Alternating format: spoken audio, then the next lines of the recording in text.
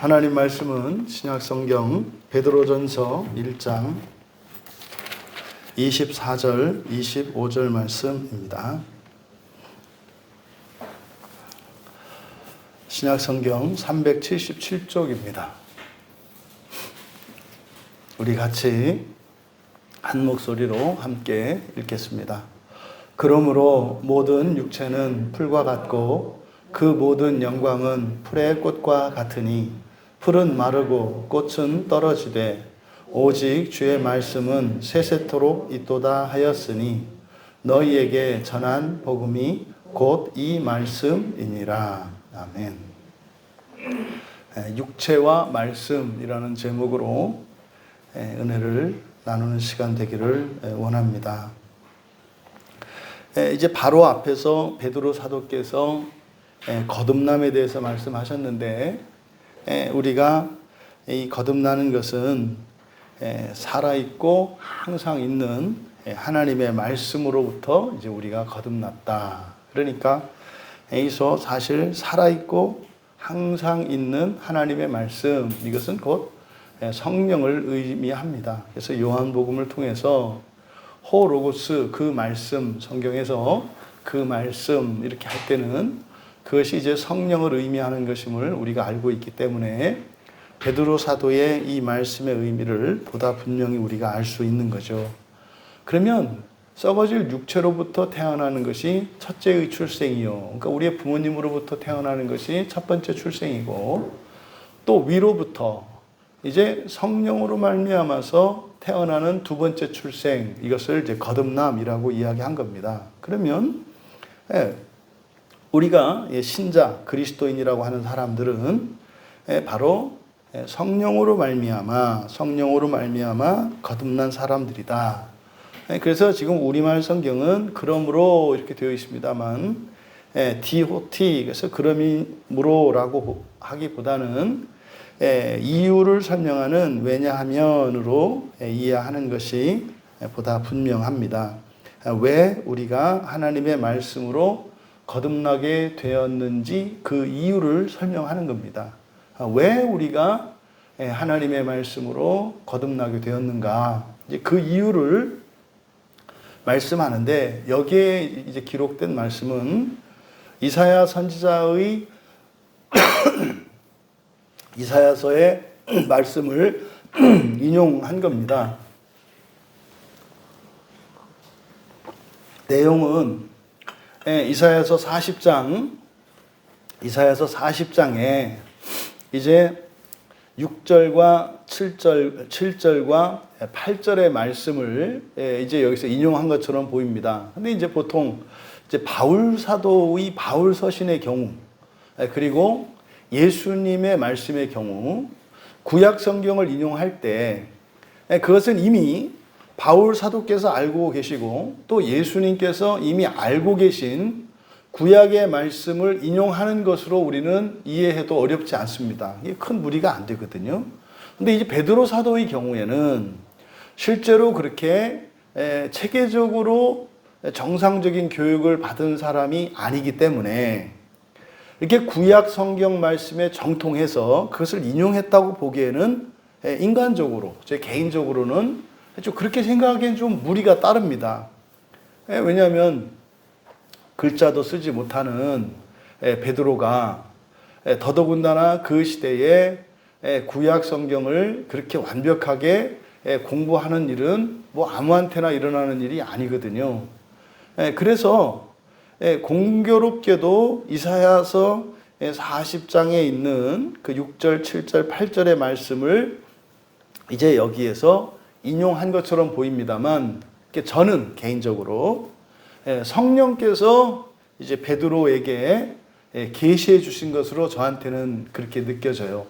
왜냐하면 여러분들이 이제 신앙생활 하다 보면 이렇게 좀 신기한 경험을 하게 될 때가 있는데, 여러분들이 그냥 생각을 해서 말을 했는데 어느 날 보니까 그게 성경에 나와 있는 거죠.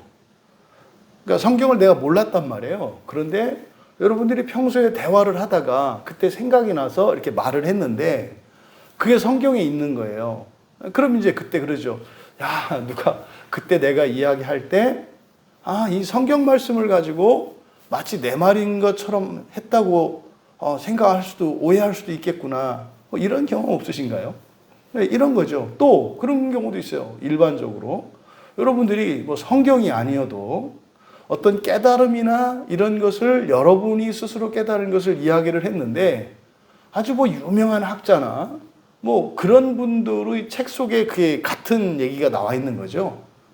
네, 이제 이런 경우가, 이런 것을 우리도 일상에서 경험할 수 있기 때문에 특히 이 성경은 실제로 뭐 모세가 쓴 성경이나 뭐 베드로가 쓴 성경이나 바울이 쓴 성경이나 저자는 한 분이시죠. 성경의 저자는 한 분이세요. 그 말씀이신 성령께서 각 시대의 사람들을 택하여 이 성경 계시를 기록하게 하신 것이기 때문에 그래서 베드로 사도에게 성령께서 특별히 계시하여 주신 것이라고 저는 개인적으로 그렇게 믿고 싶어요. 훨씬 더 이제 저에게는 그게 은혜롭게 다가옵니다. 그러면 실제로 이사야서 40장에 보면 이제 5절에서 8절까지를 한 문맥으로 볼 수가 있는데 읽어드리면 이렇게 됩니다. 여호와의 영광이 나타나고 모든 육체가 그것을 함께 보리라. 이는 여호와의 입이 말씀하셨느니라. 말하는 자의 소리여 이르되 외치라. 대답하되 내가 무엇이라 외치리까 하니 이르되 모든 육체는 풀이요 그의 모든 아름다움은 들의 꽃과 같으니 풀은 마르고 꽃의 시들문 여호와의 기운이 그 위에 불미라. 이 백성은 실로 풀이로다. 풀은 마르고 꽃은 시드나 우리 하나님의 말씀은 영원히 서리라 하라. 그래서 내용이 비슷한 것 같지만은 사실은 꼼꼼히 살펴보면은 정확히 인용한 것은 아니에요. 그래서 자유주의자들이나 이제 이런 사람들을 이게 이제 공격의 이유가 되는 거예요. 봐라, 구약 성경과 일치하지 않지 않느냐. 이런 식으로 해서 이제 흠을 잡는 거죠. 이제 저의 경우는 이제 성령께서 감동해 주셔서 베드로에게 계시해 주신 거예요. 그러니까 베드로 사도가 지금 이 베드로전서 이 편지를 기록을 하면서 지금 성령께서 감동을 주셔서 이 편지를 쓰게 하시는데 베드로가 편지 쓸 때의 상황이 마치 이사야 선지자가 이사야서 40장에서 하나님의 계시를 받을 때와 유사한 상황처럼 보여지는 거예요. 그러면 베드로 사도께서 말씀하신 이 내용을 우리가 하나씩 살펴보면 우리말 성경에 그러므로 된 것은 왜냐하면으로 바꾸라고 말씀을 드렸습니다. 그러니까 왜냐하면 그러니까 바로 앞에서 하나님의 말씀으로 거듭난 이유를 지금 밝히려고 하는 거예요. 그러면 24절에 있는 내용은 뭡니까? 모든 육체는 풀과 같고 그 모든 영광은 풀의 꽃과 같으니 풀은 마르고 꽃은 떨어진다. 그러니까 이것은 지금 24절은 위에서 얘기했던 모든 사람은 두 번 태어나잖아요. 모든 사람은 두 번 태어나잖아요. 그러니까 24절은 첫 출생에 대해서 이야기를 하는 거죠. 첫 출생. 사람이 처음 태어나서 반드시 죽게 되어 있어요. 첫 출생은 첫 번째 사망으로 운명 지어져 있습니다. 사람은 나서 죽게 되어 있어요. 이것을 지금 24절에서 밝힌 거죠. 그러니까 모든 육체, 모든 영광이라고 하는 것은 처음 출생한 사람을 나타내는 것이고 풀과 풀의 꽃, 그것과 같이 마르고 떨어진다. 이제 사람의, 첫사람 아담의 실존과 운명, 필멸성을 이야기하는 거죠. 그리고 이제 25절에 주의 말씀은 세세토록 있도다 하였으니 너희에게 전한 복음이 곧 이 말씀이라. 아주 중요한 말씀이에요. 여기서 오직 주의 말씀은 이렇게 되어 있습니다만 접속사가 대라는 접속사. 그래서 그러나예요. 24절과 25절이 대조되는 거죠. 그러나 주의 말씀은 세세토록이라는 말에 밑줄을 치시고 영원을 위해로 바꾸세요. 24절에 그러므로는 왜냐하면으로 바꾸시고 25절에 세세토록은 영원을 위해 이렇게 바꾸시라고요. 주의 말씀은 영원을 위해 있다. 이것이 너희를 위해 전한 복음 말씀이다. 그러니까요. 지금 베드로 사도가 여기서 하신 말씀은 기독교의 복음이 무엇인지 이것이다 라고 정의를 내리는 거예요. 이것이다. 뭐예요? 하나님의 말씀, 주의 말씀은 영원을 위해 있다. 이게 복음의 말씀이라는 거예요. 여러분, 여기서 이제 우리가 오늘 영원에 대해서 이제 좀 깔끔하게 정리할 수 있는 시간이 되었으면 좋겠는데, 이제 뭐 여러분들은 이미 알고 계시잖아요. 그 영원이라고 하는 것은 무한한 시간을 나타내는 영원이 있고, 그리고 특정 기간의 긴 기간을 말하는 영혼이 있다. 그래서 무한한 시간의 영혼은 아이디오스라는 말로 하나님께 사용하는 말이고, 그리고 우리가 일반적으로 그러니까 우리말 성경에 영원한이라고 번역이 되어 있는 이 말은 아이오니스라는 말이고, 이것은 무한한 시간을 말하는 게 아니라 언제부터 언제까지의 특정한 하지만 상당히 꽤 긴 기간을 의미한다. 그래서 이 헬라어의 아이디오스와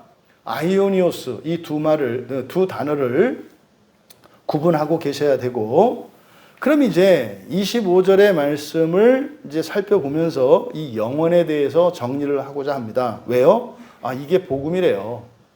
복음의 말씀이 바로 이거래요. 그러니까 주의 말씀이 영원을 위해 있다라는 말이 복음의 말씀이래요.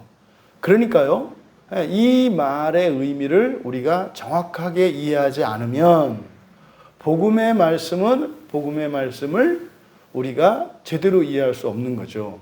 그러면 먼저 여기서 말씀이라고 번역된 말이 이제 보통은 성경에서 말씀으로 번역되는 말이 로고스입니다. 로고스.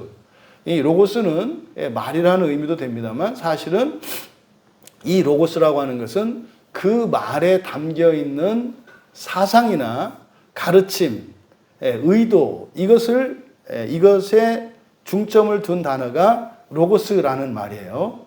그러니까요, 이게 실제로 아무런 쓸데없는 이야기는 로고스라고 하지 않는 거예요.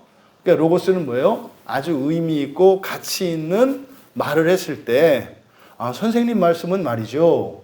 이때 그거는 로고스가 되는 거예요.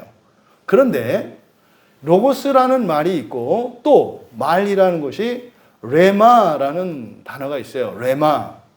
이 레마라고 하는 것은 입에서 나오는 말을 말해요. 그러니까 사람의 입에서 발화되어서 소리로 나타나는 말. 그래서 레마는 그 말의 의미가 중요한 것이 아니라 말한 주체가 중요해요. 누구의 말이냐 할 때는 이 레마가 중요하단 말이에요. 그러면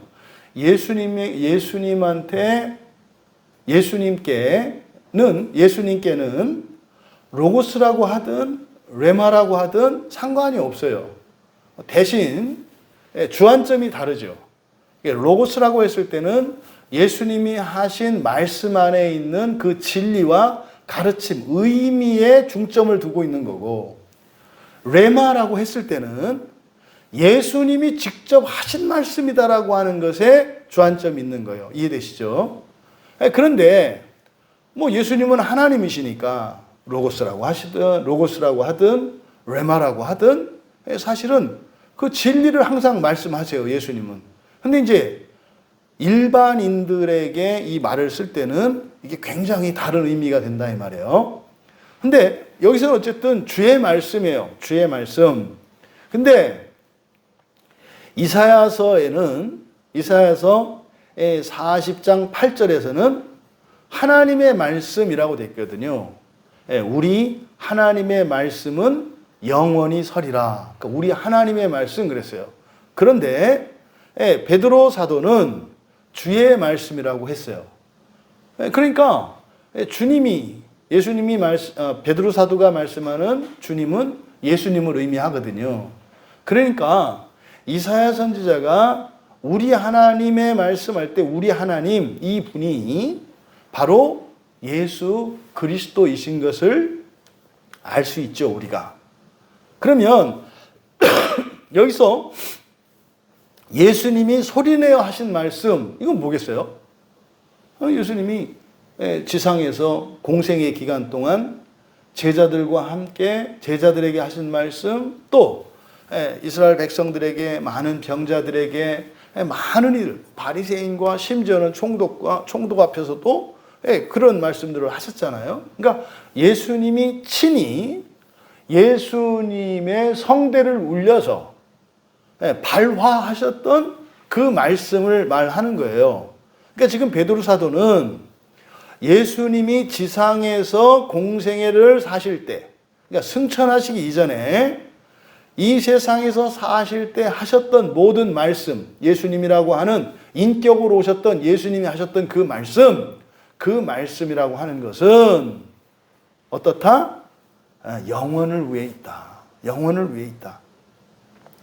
이 말씀과 관련해서 마태복음 4장 4절에 보면은 예수님이 광야에서 이제 마귀에게 시험을 받잖아요. 그때 시험 받을 때 예수님께서 마태복음 4장 4절에서 돌을 떡으로 만들라고 하니까 예수님이 사람이 떡으로만 살 게 아니다. 사람은 뭘로 산다? 하나님의 입으로부터 나오는 말씀. 입으로 나오는 말씀이 요 레마예요, 레마. 이 레마로 살 수 있다. 그러면요, 이게 무슨 의미겠어요, 여러분?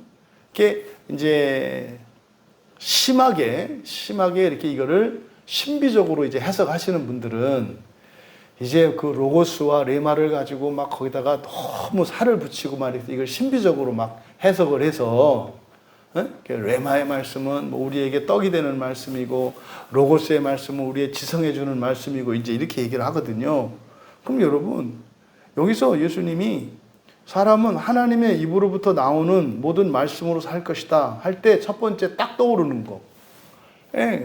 구약의 그 광야에서 살던 이스라엘 백성들의 만나 사건이에요. 여호와 하나님이요, 그들을 만나로 먹이셨잖아요. 그러니까 말씀을 먹였다는 게 아니라 여호와 하나님께서 떡이 있으라 하면 떡이 생긴다 이 말이에요.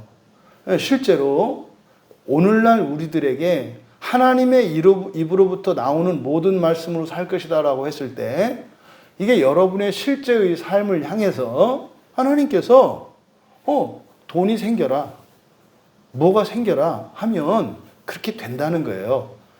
창조의 능력이 있는 말씀이라는 것을 얘기하는 거죠.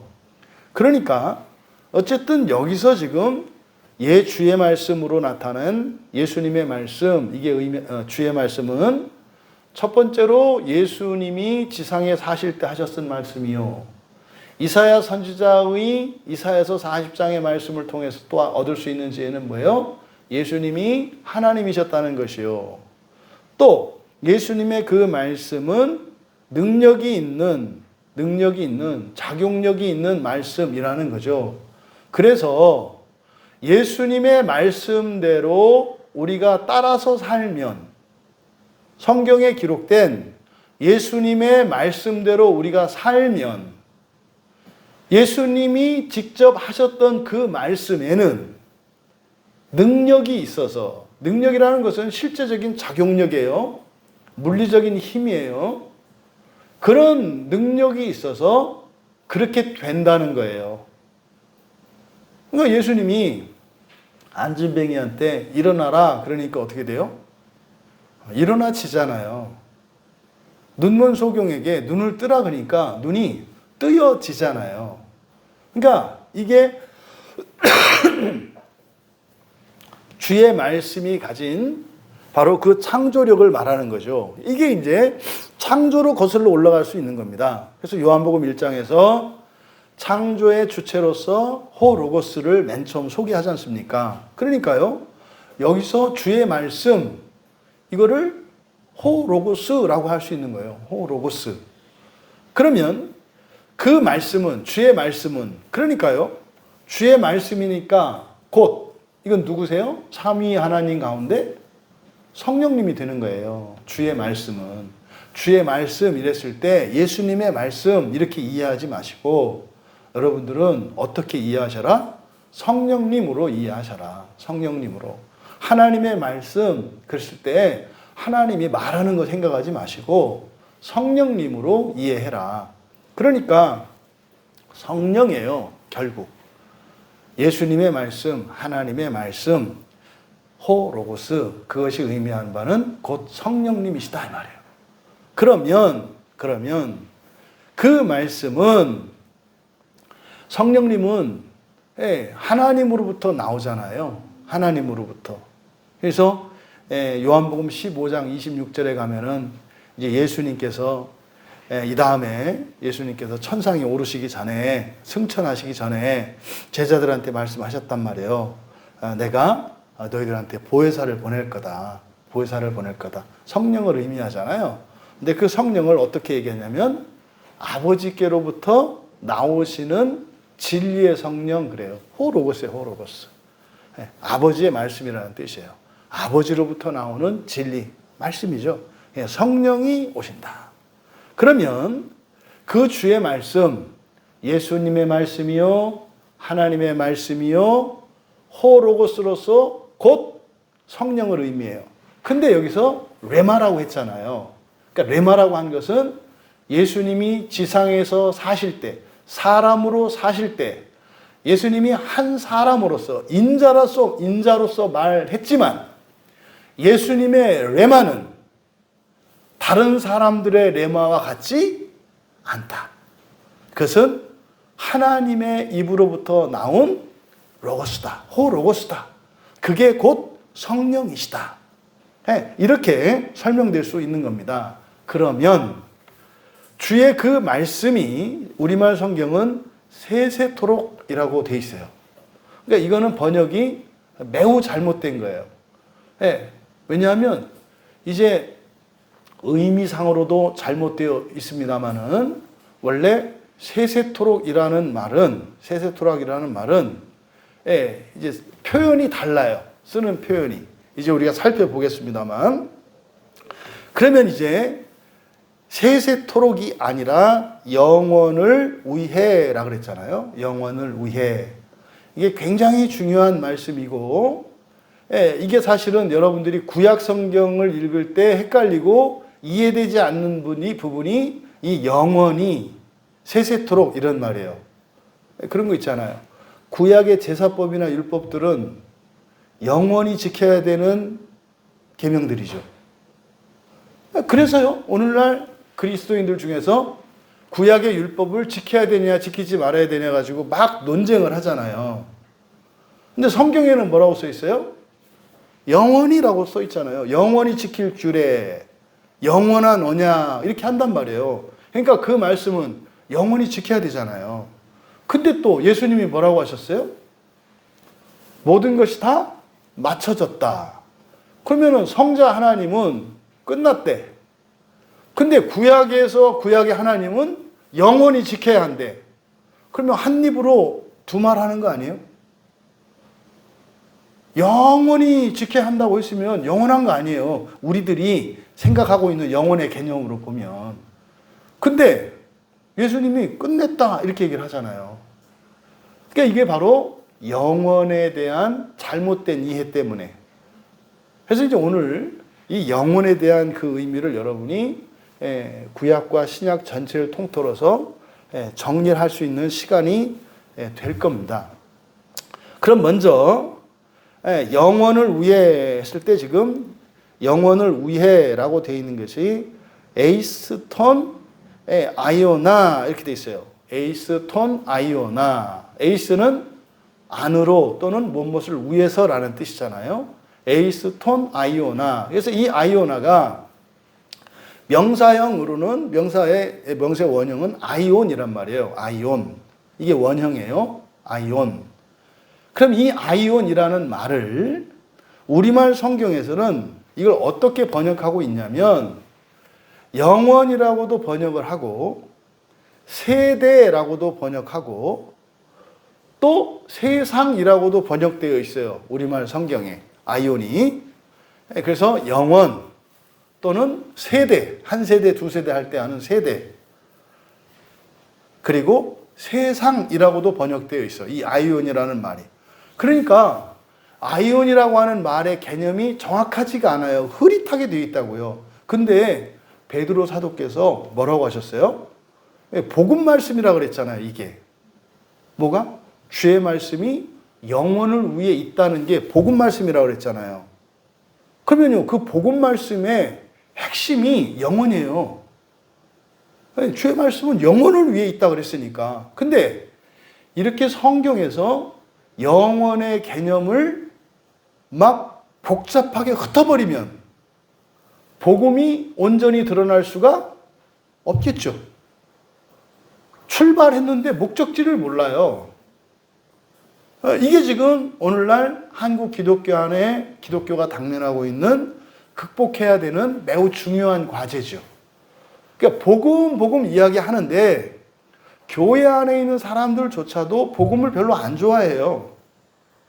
말은 복음은 좋은 소식이다 이렇게 말을 해요. 그럼 여러분들이 한번 여러분 지금까지 신앙생활하면서 만났던 많은 그리스도인들을 한번 떠올려 보시라고요. 여러분들이 지금까지 한 교회에서 함께 신앙생활을 했든지 아니면 한 교회는 아니더라도 크리스찬인 것을 알았던 여러분 직장 동료나 여러분 친구나 주변에 있는 사람들을 이렇게 떠올려 봤을 때 정말 복음을 그렇게 좋아라 하고 복음을 그렇게 자랑하고 그렇게 기뻐하던 사람들이 있더냐 말이에요. 원래는 그래야 되거든요. 왜요? 좋은 소식이니까.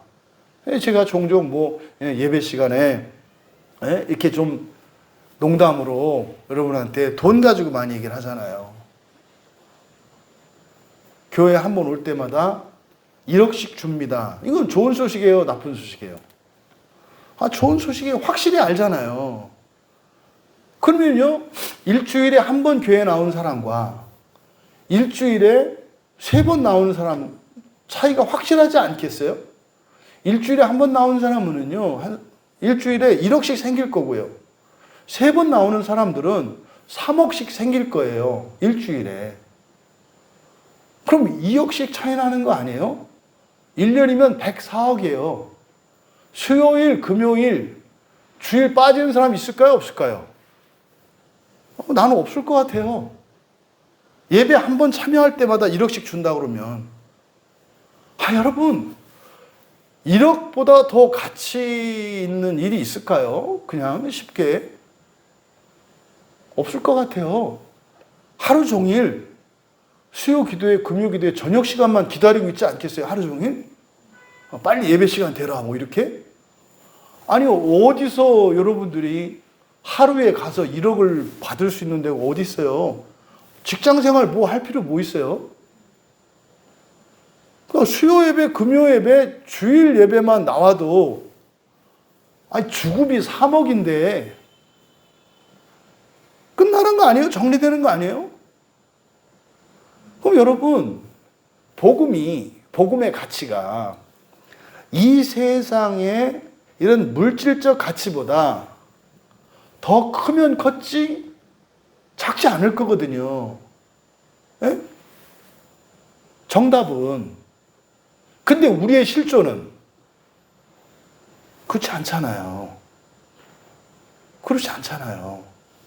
그러니까 지금 많은 사람들이 복음 하는데 복음의 가치가 드러나지 않는 거예요.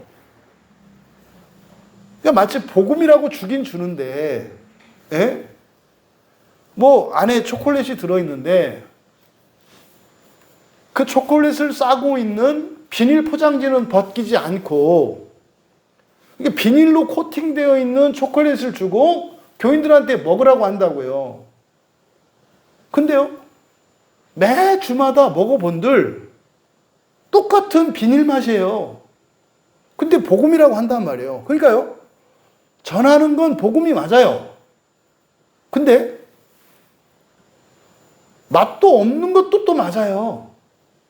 이게 딜레마인 거예요. 하나님의 모든 말씀은 복음이거든요. 근데 왜 이게 우리들에게 그렇게 우리가 사랑하고 좋아하고 아끼고 막 사모하고 이렇게 하지 못하냐 이 말이에요. 이게 교회에서 2000년 역사 속에서 일어나는 일이잖아요. 여러분도 마음으로는 그냥 틈만 나면 성경 읽고 성경을 통해서 은혜를 받고 유익을 누리고 말씀한 것처럼 이 주의 말씀이라고 하는 것은 창조의 능력 있는 말씀이니까 인생에 어떤 문제가 생겨도 이 성경으로 다 해결하면서 말이죠. 이렇게 살아갈 수 있기를 바라시잖아요. 근데 안 돼요. 이게 사실은 설교자들의 사명이거든요. 설교자들은 이 복음의 포장지를 벗겨서 교인들이 마치 포장지 안에 있는 초콜릿의 단맛을 보게 하는 게 저와 같은 목사들의 사명이라고요. 그런데요, 지금 여기서 보세요. 주의 말씀은 세세토록 있도다. 그럼 이게 여러분 다 알아요? 이게? 주의 말씀이 세세토록 있도다. 이게 이 말씀이 막 은혜가 되고 용기가 막 생기고, 힘을 좀 내야 되겠다. 이렇게 되냐 말이죠. 아니지 않아요? 뭐 그런가 보다 이러지 않아요? 저만 그런가요? 주의 말씀은 세세토록 있다네. 이게 나하고 무슨 상관이냐 이 말이죠. 근데 지금 여기의 경우에는 여기서 세세토록이라고 번역되어 있는 이 말이 영원을 위해라고 하는 의미인데 이 의미를 이거를 은폐시켜 놨기 때문에 알 수 없게 되어 있다 이 말이에요. 그러면 에이스톤 아이오나 영원을 위해 이게 무슨 말인가? 여러분, 이 아이온으로 번역된 이 영원, 우리말 성경에 영원이라고 번역된 이 아이온은 히브리어로는 올람이에요. 히브리어로는. 그래서 구약 성경에도 영원히 세세토록 이런 말들이 있단 말이에요. 그게 히브리어로는 올람이거든요. 올람도 아이온과 마찬가지로 무한한 시간을 나타내는 게 아니라 긴 시간을 나타내요. 긴 시간을. 그래서 구약 성경에서 올람이라고 했을 때 이것은 영원히 지킬 규례니라 라고 할 때 그러면 어떤 의미예요? 이 세상 끝날까지 계속 무한히 이런 개념이 아니라 언제부터 언제까지 특정한 기간을 말하는 거라고요. 영원히라고 하는 것은. 이제 성경의 용례들을 보면 구약 성경에서 영원, 이 영원이 첫 번째로는요, 에덴 동산에서의 기간이에요. 그러니까 에덴 동산에서 쫓겨나기 이전에 아담과 하와가 에덴 동산에서 살았잖아요. 그러니까 그 안에서 사는 동안의 기간을 영원이라고 해요. 만약에 아담과 하와가 에덴 동산에서 하나님께서 금하셨던 나무의 열매를 따먹지 않았더라면 계속해서 에덴 동산에 있었겠죠. 언제까지? 부활할 때까지. 그러니까 그 기간, 에덴 동산에서의 기간을 영원이라고 해요. 그러니까 창세기 3장 22절에 바로 에덴 동산 사건을 통해서 우리가 알 수 있는 거죠. 그러니까요, 생명나무의 열매를 먹으면 영원히 죽지 않죠. 죽지 않아요, 영원히. 근데요, 그때 영원이라고 하는 것은 어떤 의미예요? 영원히 죽지 않는다는 것은 불멸을 의미하는 게 아니에요. 에덴 동산이 끝날 때까지 죽지 않는다는 의미예요. 그러니까 아담 자체는 불멸이 아니라고요. 에덴 동산에 있을 때. 사람이 불멸이 되는 것은 언제예요? 부활 이후예요. 부활 이후는 아이디오스, 무한한 시간이요. 죽을래야 죽을 수가 없어요. 부활하고 나면. 그래서 첫 번째로 구약의 영원, 첫 번째 영원이라고 하는 것은 아담과 하와가 에덴 동산에 있는 기간 전체를 영원이라고 한다. 두 번째로는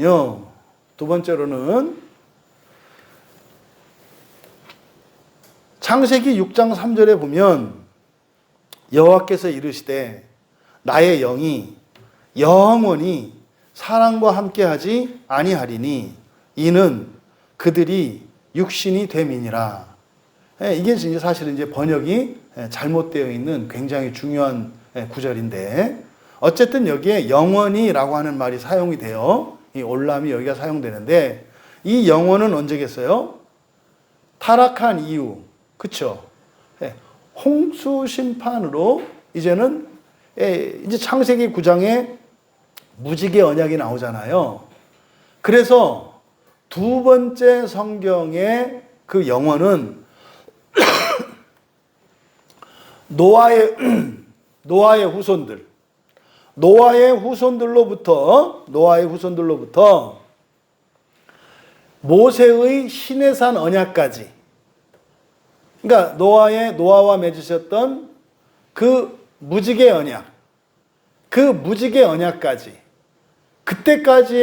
그때로부터 이제 모세와 맺으실, 아니죠. 아브라함이 먼저죠. 하나님이 아브라함을 택하셔서 아브라함과 언약을 맺을 때까지의 그 기간, 그러니까 무지개 언약과 아브라함과 맺는 할례 언약 사이, 이 기간을 또 영원이라고 하는 거예요. 이거를 보통 우리가 세대라고 한다고요. 세대. 그러니까 이 세대라고 우리가 사용하는 말이 이게 올람이에요, 올람. 그러면 다음번 또 영원은 어디겠어요? 아브라함과 맺었던 할례 언약이 있고, 그 다음에 맺는 언약이 시내산에서 모세와 맺는 시내산 언약이란 말이에요. 그러니까 또 그때까지의 기간이 또 올람이 되는 거예요. 그러면 시내산에서 언약을 맺고, 시내산에서 여호와 하나님과 이스라엘 백성들이 언약을 맺잖아요. 그러면 그때부터 예수 그리스도께서 지상에 오시기까지 이 기간이 또 영원이 되는 거예요. 그러니까 영원이라고 하는 말은 우리들이 세대 또는 시대라고 이해하는 말로, 시대라고 하는 말로 이해를 해야 된다. 그래서 영원은 그 영원이 아니다 이 말이에요. 그런데 예레미야 31장 31절에 보면은 이제 새 언약에 대한 말씀이 나와요. 이스라엘 집과 새 언약을 맺을 거다. 이게 이제 예수 그리스도께서 오셔서 맺으실 새 언약을 말하잖아요. 그러니까 모세와 맺으셨던 시내산 언약, 다시 말해서 모세의 율법 안에 있는 언약이잖아요. 그러니까 모세의 율법 안에 있는 이 기간 전체를 또 영원이라고 하는 거예요. 그 다음에 예레미야가 31장 31절에서 예언했던 새 언약의 시대, 그건 곧 오실 메시아이신 예수 그리스도에 대한 예표잖아요. 그러면 이제 예수님으로부터 또 다른 영혼이 시작이 되는 거죠. 예수님으로부터. 그런데 예수님께서 초림하시고 재림하시죠. 사람의 몸으로 태어나셨고, 또 이제는 하늘로부터 다시 재림하실 때가 있죠. 그러니까 크게 나누어서 예수 그리스도의 초림의 시대, 지금도 초림의 시대죠. 아직 우리가 부활하지 않았으니까. 그리고 예수님이 재림하실 때, 이게 또 다른 영원인 거예요. 그 다음에 마지막 이제 요한계시록 21장과 22장에 가면은 완전히 새하늘과 새 땅이 열려요. 그거는 또 다른 영혼이죠. 그거는 다르게 표현해요. 이제 계시록 22장 5절에 가면 우리말 성경에는 세세토록이라고 번역되어 있거든요. 세세토록. 근데 헬라어로는 어떻게 되어 있냐면 에이스 투스 아이오나스 톤 아이오논, 그냥 뭐 모르셔도 되고 복수형으로 되어 있어요. 복수형으로. 그러니까 영원들 이렇게 되어 있다고요. 영원들을 위하여. 그러면요, 지금 제가 쭉 열거해 드린 것처럼 구약의 영원들, 그 시대들이 쭉 있잖아요. 에덴 동산에서의 때, 그리고 무지개 언약에서 아브라함과 맺으셨던 그 할례 언약의 그 기간, 또 할례 언약에서 모세와 시내산에서 맺으셨던 그 시내산 언약, 이게 전부 다 영원이라고 그랬잖아요. 그러니까 영원들은 이 모든 걸 다 포함한 거예요. 모든 것을. 근데 지금 우리는 또 다른 영원 속에서 살고 있죠. 그러니까 여기서 영원을 위하여라고 했을 때 이 영혼은 지금 우리가 살고 있는 이 시대도 영원이에요. 그런데 여러분들이 하나님의 나라에 들어갔을 때도 영원이에요. 근데 그 영혼과 이 영혼은 달라요.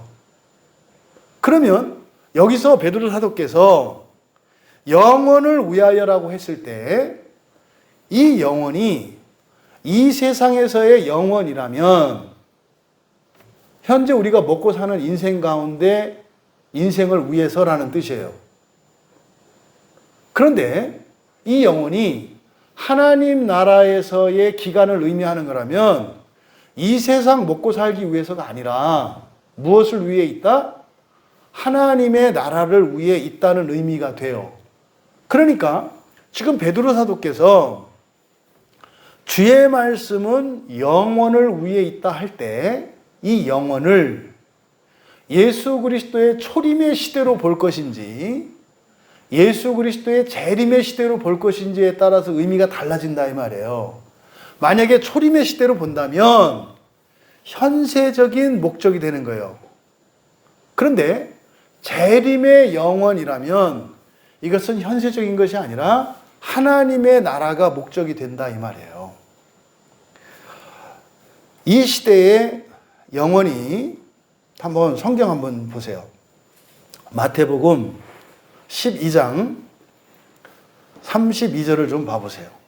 이게 이제 말도 많고 탈도 많은 구절인데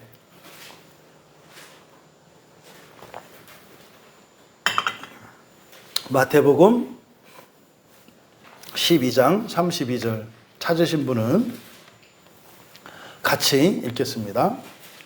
또 누구든지 말로 인자를 거역하면 사하심을 얻되 누구든지 말로 성령을 거역하면 이 세상과 오는 세상에서도 사하심을 얻지 못하리라. 일단 뭐 영혼에 대한 설명을 하고 이 구절에 대해서 조금 이 본문의 주제와는 상관이 없습니다만 이 설명을 좀 할게요. 지금 여기에 우리말 성경에 세상으로 번역되어 있죠. 이 세상, 오는 세상, 이렇게 세상으로 번역되어 있잖아요. 이 세상으로 번역된 말이 아이온이에요. 그러니까 그대로 직역하면 어떻게 돼요? 이 영원, 오는 영원 이렇게 되어 있죠. 그래서 신약에서도 영원이 예수 그리스도의 초림의 영원이 있고 재림의 영원이 있고 그리고 새하늘과 새 땅의 영원이 있습니다. 이렇게 말씀을 드렸잖아요. 그러니까 지금 이 마태복음 12장 32절에서 하신 이 말씀에 신약 시대에도 영원이 이 영원과 오는 영원이 있다는 것을 가르쳐 줘요. 그런데 요한계시록에 보면 오는 영혼이 하나님의 나라의 영혼과 새 창조가 완성이 되는 새 하늘과 새 땅에 영혼이 있다고 가르쳐 주신다 이 말이에요. 그래서 신약에서 영혼은 세 종류인 거예요.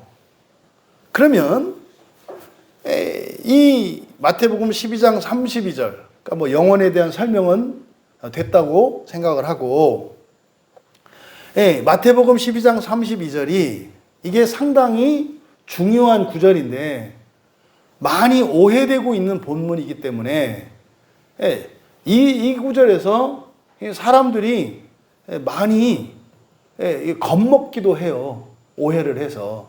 근데 보세요. 지금 번역한 그대로 한번 여러분들이 이해가 되나 읽어보세요.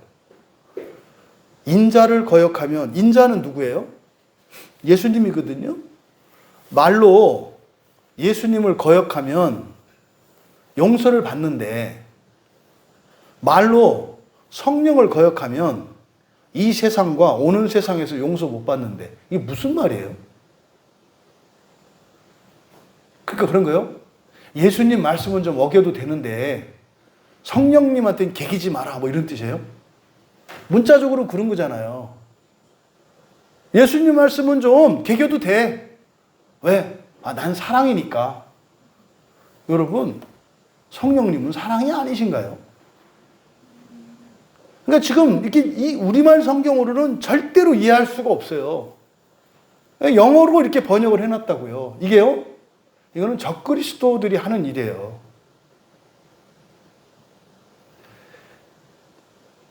여러분들이 말을 조심해서 하셔야 되고, 말을 가려서 들으셔야 돼요. 막 말을 하거나 아무 말이나 막 들으면 안 된다고요. 지금 이 마태복음 12장 32절은 굉장히 중요한 말씀이에요. 근데 이거를 직역하면 말입니다. 여기서 거역하면이라고 번역한 단어가 카타라고 하는 전치사를 이렇게 번역을 했어요. 카타는 아래로 또는 따라서 이런 뜻이거든요. 그대로 직역하면 이렇게 되는 거예요. 누구든지 인자를 따라서 말하면 사하심을 얻고. 이게 무슨 말이에요? 예수님을 따라서 말을 하면 용서된다 이 말이에요. 이해가 그냥 확 되지 않아요? 예수님 말씀하시는 대로 따라서 하면 용서받는다 이 말이에요. 근데 그 뒤에 마찬가지로 거역하면이 아니라 따라서예요. 따라서. 성령을 따라서 말하면 이렇게 되는 거예요. 성령을 따라서 말하면. 성령은 진리의 영이시죠. 그럼 성령을 따라서 말하면, 예수님을 따라서 말하면, 예수님 이때 인자라고 나타냈잖아요. 사람의 아들. 그러니까 예수님은 참 하나님이시면서 참 사람이시거든요. 근데 인자는 예수님의 인성만을 나타내요. 신성은 배제시킨 거예요. 인자라고 하실 때는. 그러니까 사람으로서의 예수님의 말을 따라서 말을 해도 용서가 된대요. 그러면 성령을 따라서 말하는 것은 뭐예요? 예수님은 성령으로 잉태되신 분 아니에요. 인성이신 예수님, 인자. 근데요, 인자이신 예수님 안에는 성령으로 충만해 계시잖아요. 그럼 이때 성령은 예수님과 다른 분이 아니에요. 예수님의 신성이죠. 그러니까 인자는 예수님의 인성을 말하는 것이고, 성령은 예수님의 신성을 말한다고요. 그러면 인자의 말을 따라서 하면 용서될 것이요. 그러면요, 신성을 따라서 말하면 더 할까요? 덜 할까요? 더 해야죠.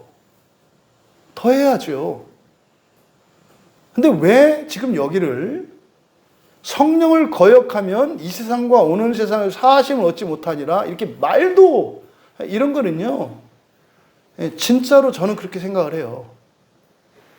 이거는 적그리스도 세력들이 이렇게 중요한 구절들을 이상하게 번역을 해서 못 알아듣게 만들어요. 여기는요, 성령을 따라 말하면 이중부정으로 돼 있어요. 이 세상에서도, 그러니까 이 영혼과 저 영혼에서도 용서받지 못하는 것이 없다. 이중부정으로 되어 있기 때문에, 그래서요, 성령을 따라서 말하면 이 세상에서도 용서가 되고 죽어서도 용서가 된다 이 말이에요. 그러면 사람이신 예수, 다시 말해서 그냥 성인이죠. 세계의 4대 성인 중에 한 분으로서 예수님의 말씀을 따라서 살면 이 세상에서도 훌륭한 사람이 돼요. 그런데 하나님이신 예수님의 말씀을 따르면 어떻게 된다는 거예요? 사후에도 용서가 된다는 거예요. 그러니까요, 예수님을 사람으로만 생각하지 말고 예수님은 동시에 하나님이신 것을 믿고 예수님 말씀을 따르면 살아서도 걱정할 거 없고 죽어서도 지옥 갈 걱정이 없다는 말씀이에요. 이거를 이렇게 번역을 해놓은 거죠.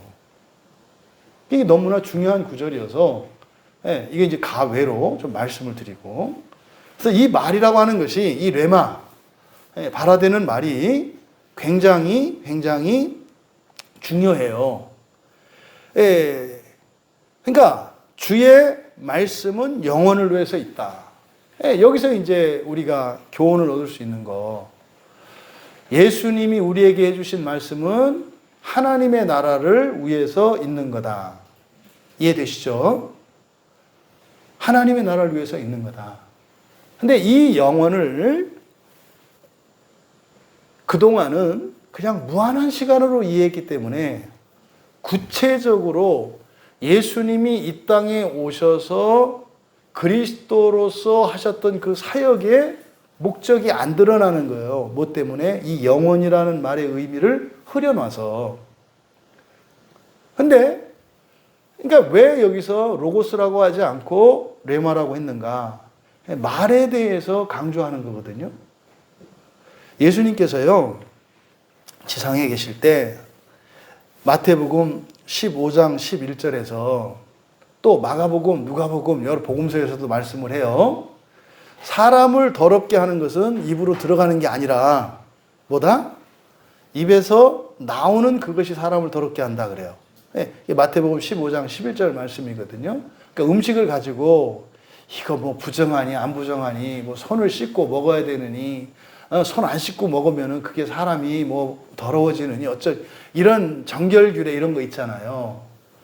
근데 음식을 가지고 구약의 사람들이, 그러니까 뭐예요?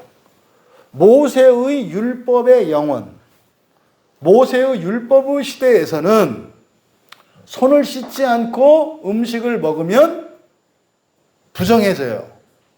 근데요, 예수님이 오시면서 다른 시대가 열렸죠. 이거 다른 영혼이란 말이에요. 그러니까 이 영혼에서는 그런 거 갖고 더럽혀지지 않아. 그럼 너희들이 과거에 음식을 먹을 때 손을 씻고 먹었느냐? 그러면 이제부터는 잘했어. 모세의 율법을 따라 손을 씻고 깨끗하게 먹은 거, 장소를 구별하고 깨끗하게 한 거 잘했어. 근데 이제부터는 말을 조심해 이 말이에요. 그러니까 구약에서 손을 씻고 먹는 것은 신약에서 뭐와 같아요? 말을 가려서 하고 말을 가려서 듣는 것과 같아요. 아무 말이나 막 하면 안 되고 아무 말이나 막 들어도 안 된다고요. 말은 사람을 더럽게 해요. 제가 왜 중간중간에 저도 뭐 다른 목사님들을 왜 욕하고 싶겠어요. 욕하려는 게 아니죠. 여러분한테 경고해주고 주의를 주는 거예요. 주의를. 나쁜 말을 들으면 안 좋아요. 더러워져요. 글쎄요, 아이들에게 이런 상소리나 저급한 말들이나 욕이나 이런 것을 하지 못하게 가르쳐야 해요. 왜요? 말로 사람이 더러워져요. 더러워진다는 것은 무슨 뜻이에요? 정결이 필요하다는 뜻이에요. 정결이 필요하다는 뜻이에요. 또 듣는 말도 조심해야 된단 말이에요. 특별히 성경과 복음에 관해서는 굉장히 조심해야 돼요. 굉장히 조심해야 돼요. 여러분들이, 저는 누군가가 어디로 이사 가요? 먼 곳으로 이사를 가서 이제 그쪽에 가서 이제 예배당을 찾는다고 근처에 교회를 소개시켜, 교회를 추천해달라고 이제 연락이 오는 경우가 있어요. 이렇게. 목사님, 어느 동네로 제가 이사 왔는데 그쪽에 갈만한 교회가 있으면 추천해 주세요. 전 그렇게 얘기해요. 담임 목사님을 찾아가세요. 담임 목사님을 찾아가세요. 찾아가서 제가 이 동네로 이사를 와서 교회를 등록하려고 하는데 이 교회가 어떤 교회인지 알고 싶어서 담임 목사님을 만나러 왔습니다. 안 만나주면 가지 마세요. 그래요. 그 교회 목사는 담임 목사거든요. 갔는데 바쁘다고 부목사가 나와요. 거기는 아버지 없는 집이에요. 그런 교회는 가면 안 돼요. 가서 목사님이 만나주면 일단은 아직 결혼은 안 해요. 일단 후보가 되는 거 이렇게. 그래서 목사님한테 물어보라 그래요. 두 가지를 물어보라 그래요. 첫 번째, 목사님은 성경을 오류가 없는 완전한 하나님의 말씀인 것을 믿으시나요? 이걸 물어보라 그래요.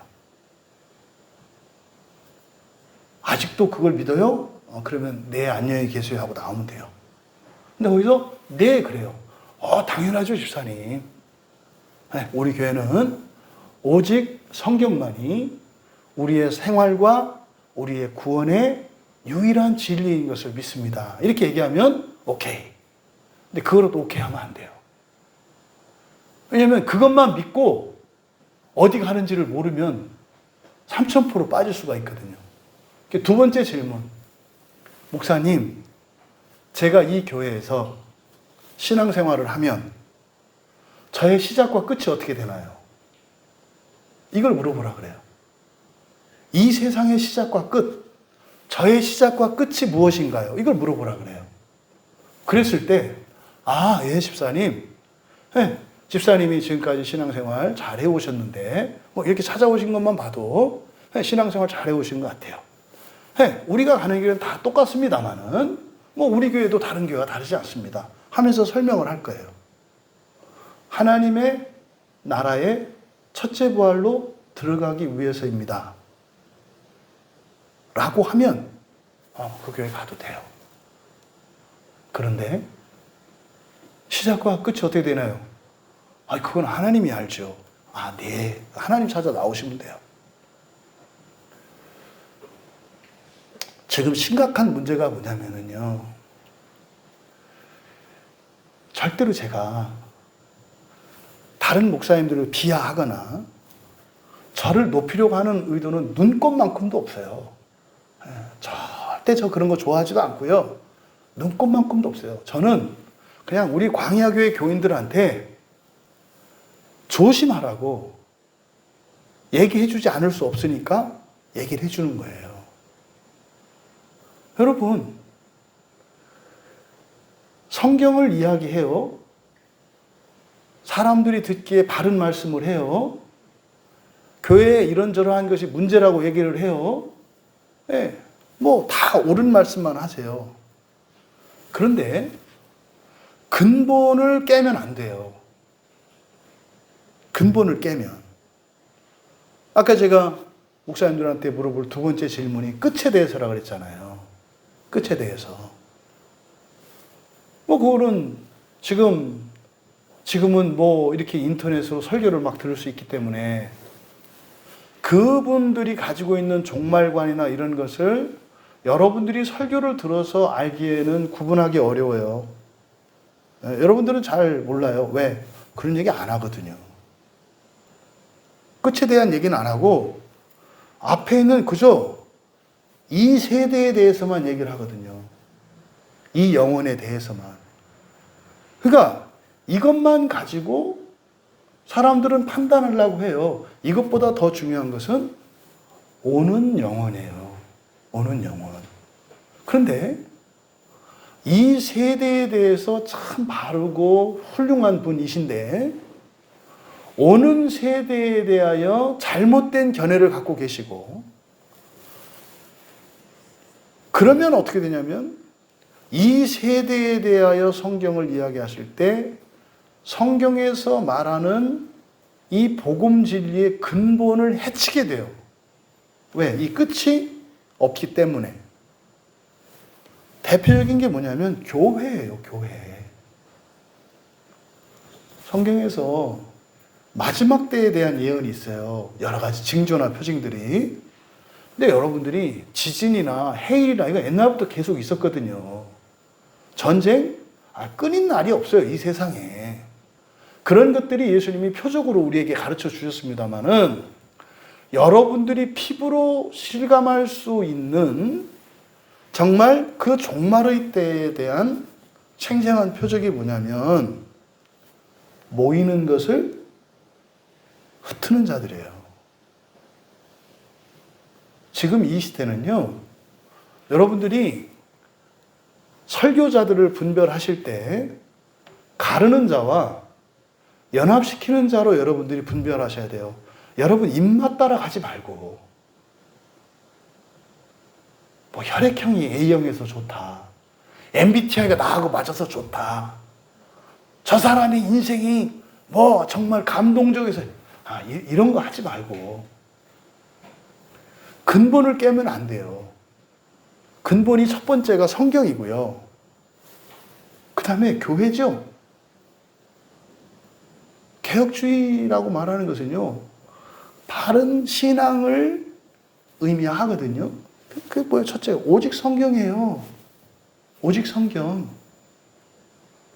그 다음에요, 오직 하나님이에요. 오직 하나님.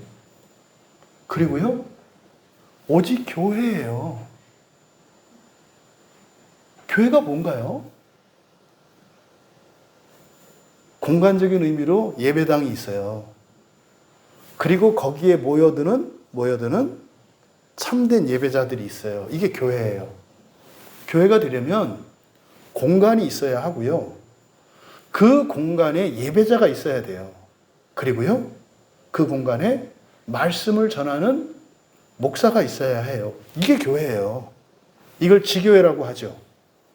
그러면요, 우리 광야교회뿐만 아니라 우리 옆에 있는 여기 한마음교회, 이것도 지교회잖아요. 한 교회예요.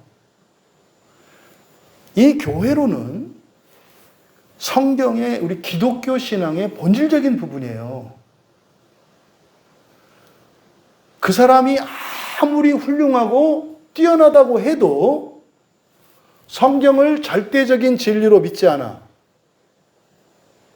두 번째, 하나님을 목표로 살지 않아.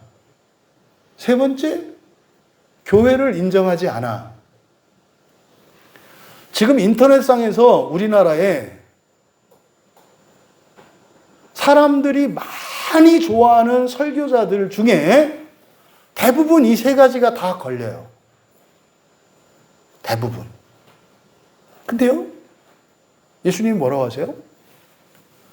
사람의 말이 사람을 더럽혀요.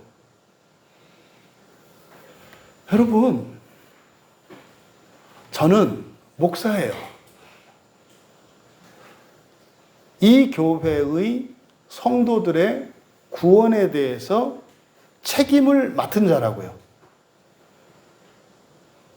그렇다 해서 뭐 여러분 구원을 내가 책임진다는 얘기가 아니에요. 말씀으로. 저는 말씀을 왜곡시키지 않고 제가 할 수 있는 한 온전하게, 정확하게, 바르게 여러분들한테 선포하는 게 저의 사명이고 책임이에요. 그렇게 하면 나머지는 여러분 책임이에요. 근데 제가 책임을 다하지 않으면 그게 여러분 책임은 아니에요. 제 책임이 돼요. 그러니까 어쩌면 여러분 입장에서는 제가 틀리는 게 이로울지도 몰라. 제가 틀리는 게. 왜요? 책임이 저한테 있으니까. 여러분은 틀려도 상관없죠.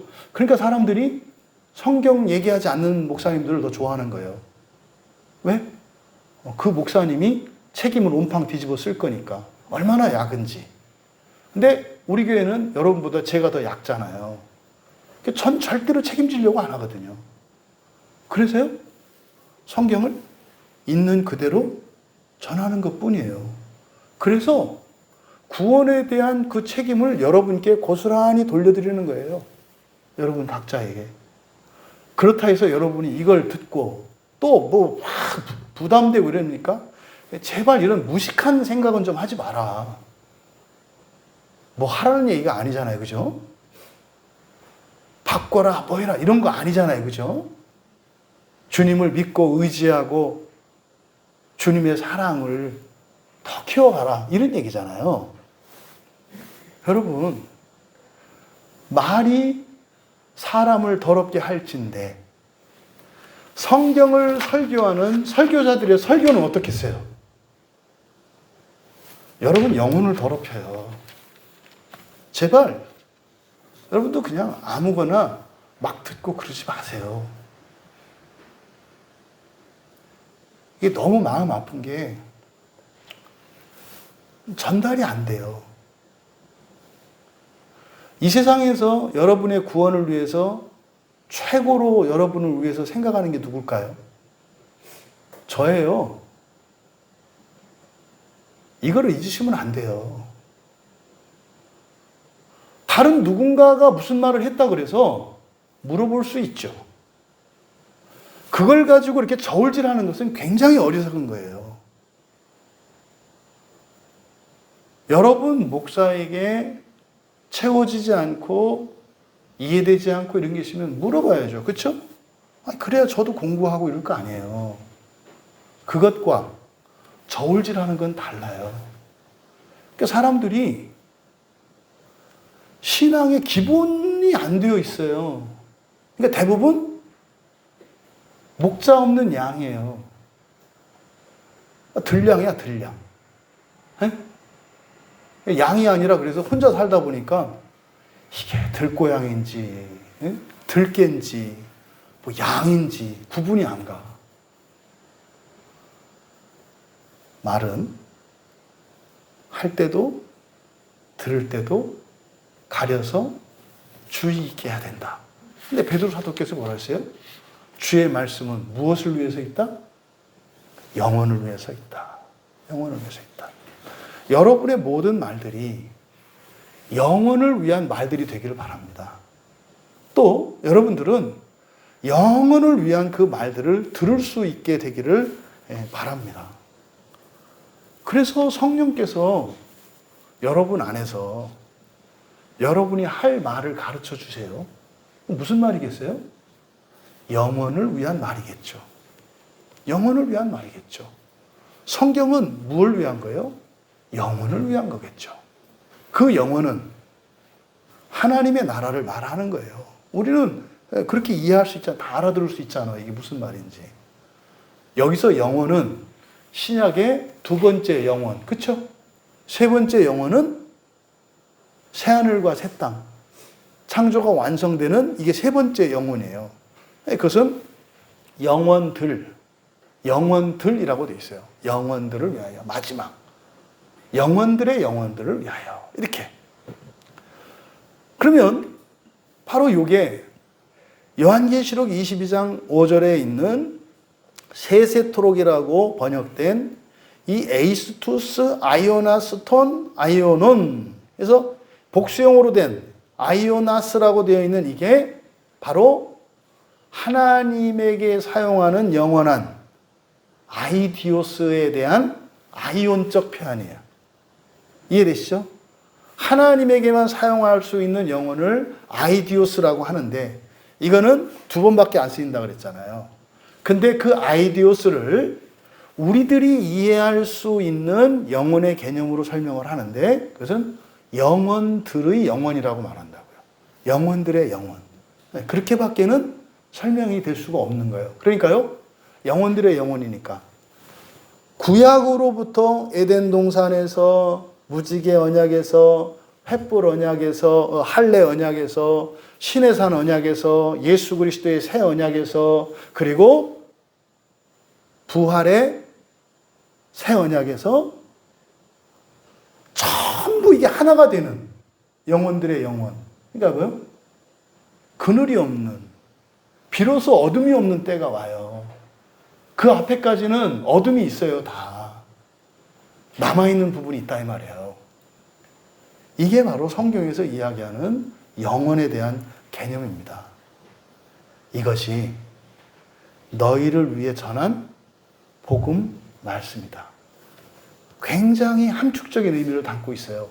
그러니까요, 베드로 사도가 쓴 편지의 베드로전서 1장은 예수를 믿는 목적이 무엇인지를 확실하게 얘기한 거예요. 그리고요, 현세적인 고난, 왜 나만 겪는 고난이냐고 이런 거 얘기하지 말라는 거예요. 원래 있을 수도 있고 없을 수도 있다. 근데 그는 다음이에요, 다음. 첫 단추가 바로 깨져야 한다는 거예요. 그러니까 베드로 사도는 복음의 첫 단추에 대해서 얘기를 하는 거예요.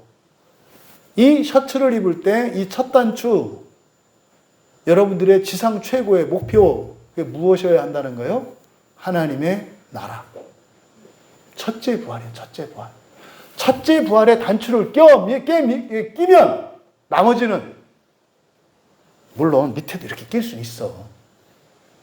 근데 그건 실수잖아, 그렇죠? 첫 단추만 끼면 그 다음은 바로 잡으면 돼요. 이게 그리스도인이 살아가는 기독교인의 삶의 방식이 무엇인지를 가르쳐 주신 거예요. 그러면은요, 이제 뒤에 나오는 얘기 뭐겠어요? 첫째 부활을 위해서 살아가는 신자들이 어떻게 살아야 하는지가 나오겠죠. 그래서 보세요. 2장 1절.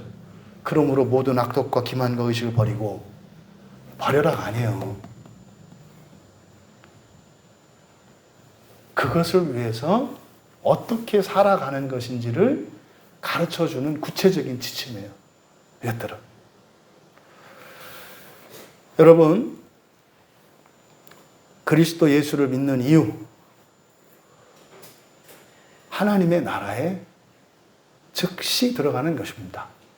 이것을 좀 풀어서 이야기하면 지옥은 근처도 얼씬하지 않고 또 개인의 종말 죽음과 연결졌을 때 죽자마자 즉시 낙원으로 가는 겁니다.